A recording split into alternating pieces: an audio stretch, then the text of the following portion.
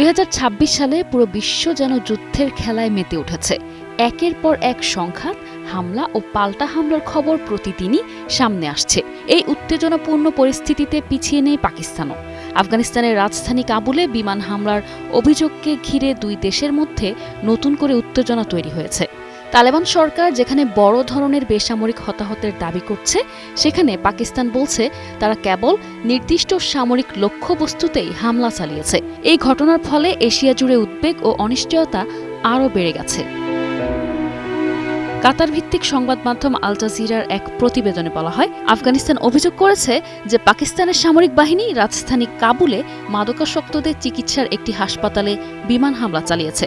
সেখানে অন্তত 400 জন নিহত এবং প্রায় 250 জন আহত হয়েছেন। তালেবান সরকারের উপমুখপাত্র হামিদুল্লাহ ফিতরাত জানান, স্থানীয় সময় রাত প্রায় 9টার দিকে কাবুলের ওমর অ্যাডিকশন ট্রিটমেন্ট হাসপাতালে এই হামলা ঘটে। 2000 শয্যার এই হাসপাতালের বড় একটি অংশ ধ্বংস হয়ে গেছে বলে তিনি উল্লেখ করেন।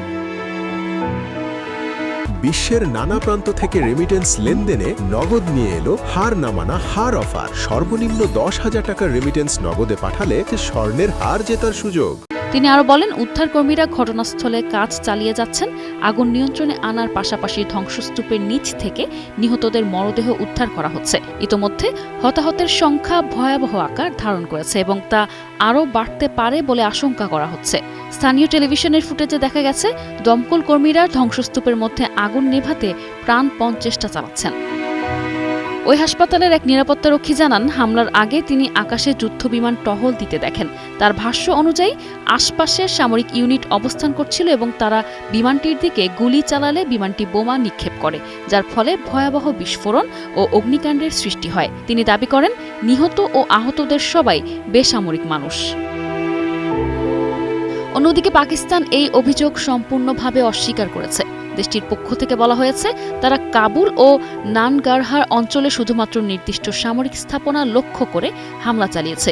এই হামলায় বেসামরিক ক্ষয়ক্ষতি এড়ানোর চেষ্টা করা হয়েছে বলেও দাবি করা হয় এবং তালেবান সরকারের অভিযোগকে ভুল ও বিভ্রান্তিকর বলে উল্লেখ করা হয়েছে।